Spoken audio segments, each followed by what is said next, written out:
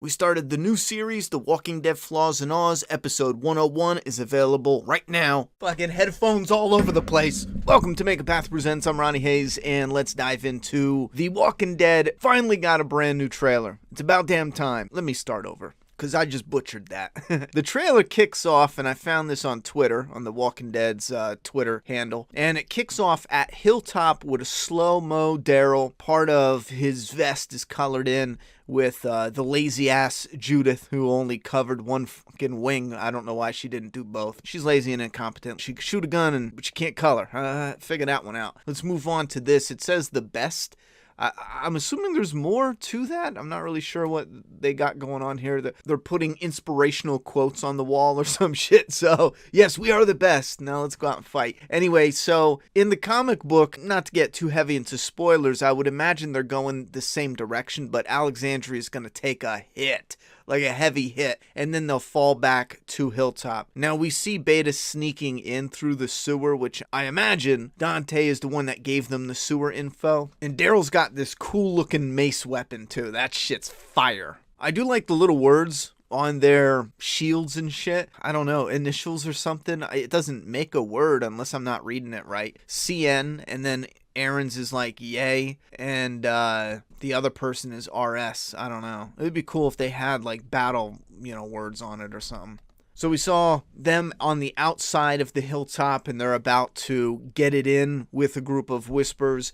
And we got Michonne here, and Hollywood can't stop going full circle in everything. So the way she entered the story gotta be the way we see her leave the story. Same for Rick. Helicopter, the same song. I get a kick out of it too sometimes, but sometimes it's like a bit much. So we get Michonne with walker pets. I guess I'm part of the problem, because I do think it's cool. Part of me thinks, why the fuck did she stop? You know what I mean? She should have been using walker pets from time to time.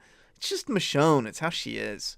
We got a shot of Rosita looking like she's got some armor on. Some type of whack-ass armor protecting her titties and not her fucking... I'll never understand that. Why the forearms are not wrapped up. That's why I like Train to Busan. Shit goes down, people start biting, and they're like, we're wrapping our forearms. You know what I mean? It makes the most sense. Anyhow, at this point in time, you would think that they would have somebody within the community making, selling, trading these special, like, custom armor forearm gear, Daryl and Ezekiel are doing they're copying the Predator handshake.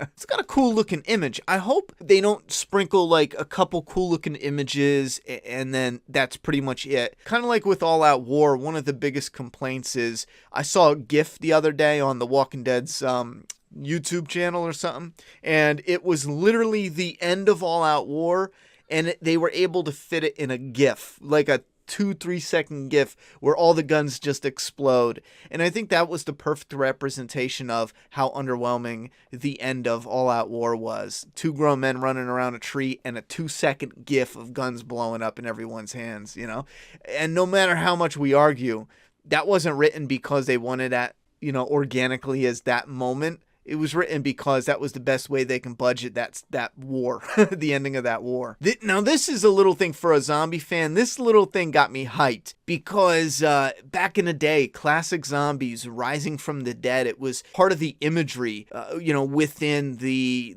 genre. No matter what type of storytelling, you pick up a zombie novel, oftentimes you would have, or at least it would be common to have, the hand coming out of the ground because it would be the dead coming back to life. You know what I'm saying? And with The Walking Dead, it's not that. You know what I mean? It's the living, when they die, they turn. So you don't have a lot of opportunities of dead coming back. And I love that they were able to sneak that in there. Now, is that someone we know? Is that someone that was freshly buried? Or is that something different? Because it looks like there's a grave marker there. It definitely looks like it's a fresh grave and someone's turning and coming back to life. So why is that? They know to dead the head, you know what I'm saying? So why would that be a thing? Regardless, I'm excited to see what that little part is because I dig it. I think it's cool as shit. Beta going inside Alexandria has me a little worried for 2 reasons. One, I think it is kind of cool, scary, threatening. I love that tension there. I wished in the comic when we were reading it, I always wished for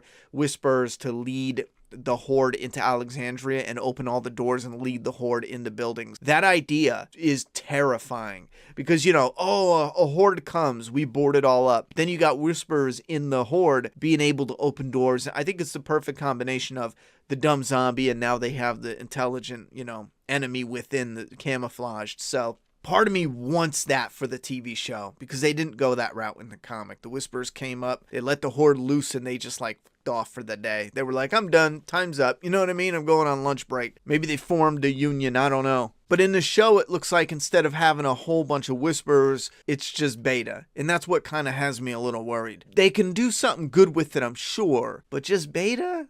I don't know. We'll see. Gabriel with a shotgun, so he's fighting. Maybe he's pulling the shotgun on Gamma. I'd imagine that's what that scene is.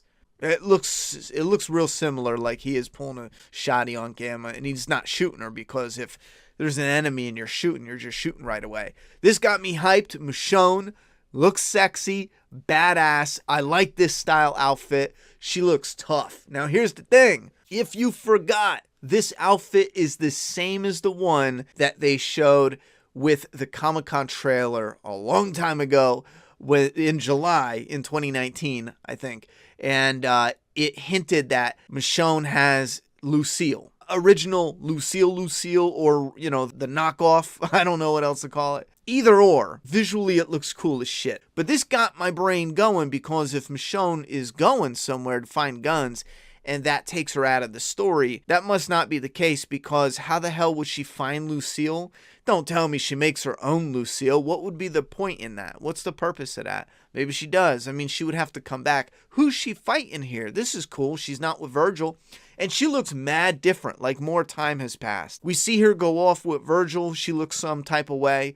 Apparently, she splits up with Virgil somehow, some way, and she's on her own with walker pets all over again. And then we see her looking like this. Now, bear with me here. Will they show some type of time jump with Michonne that's outside of the timeline of the main show? What I mean by that is Michonne goes off, and this is kind of exciting because it sets up what could possibly be with her story. Michonne goes off, gets separated from Virgil. We see her with walker pets. Some shit happens, and then we get these scenes of her dressed like this.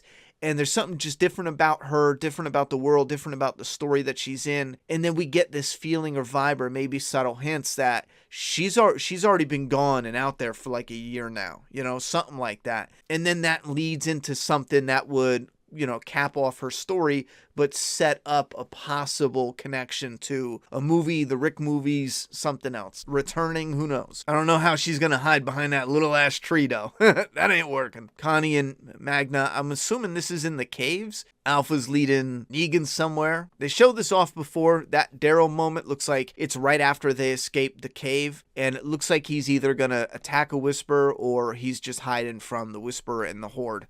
Here's Kelly in the cave. Rosita, and we know this is connected. She's winding up like a beast. But at least she, even though she has snowman arms, at least she looks good throwing punches, swinging this club. I'm assuming this is her unique little club. Most comments I see, people are saying that's a hallucination. One, I hate hallucinations because it's not real. Two, I don't think that is. I think with Beta sneaking in, there might be another Whisperer or two that comes in with him, or a walker or something. And I think that's really her fighting a Whisperer. Will she die there? I don't think so, because what's the point of her just simply dying right there in that moment? You know what I'm saying? So I don't know, but it looks like that is, my opinion, real. And then we got Negan with a Whisperer mask.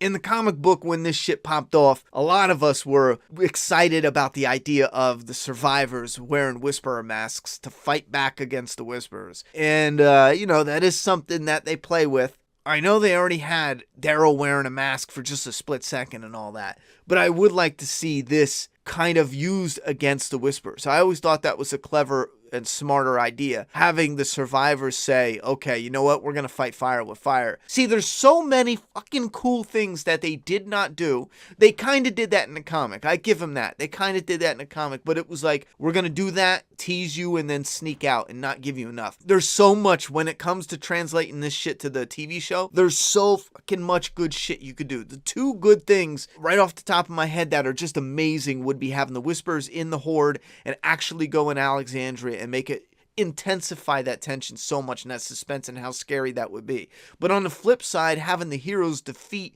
the Whisperers in a big way by having them fight fire with fire, wear the skins, go in the hordes, and hunt them from within the hordes. How cool would that be? Is we got this creepy, scary group, this enemy, and right when they're pounding down on our heroes, the heroes put on their own Whisperer masks. They're in the horde now. Now we're following the Whisperers, and they're getting picked off one by one. And we see that reversal of you push people, clever people, good people, family that stick together. They're here to fight till the end. You push them too far, they're willing to go all the way to put you down. I love that idea. But again, I think they might do a little of that, but not much.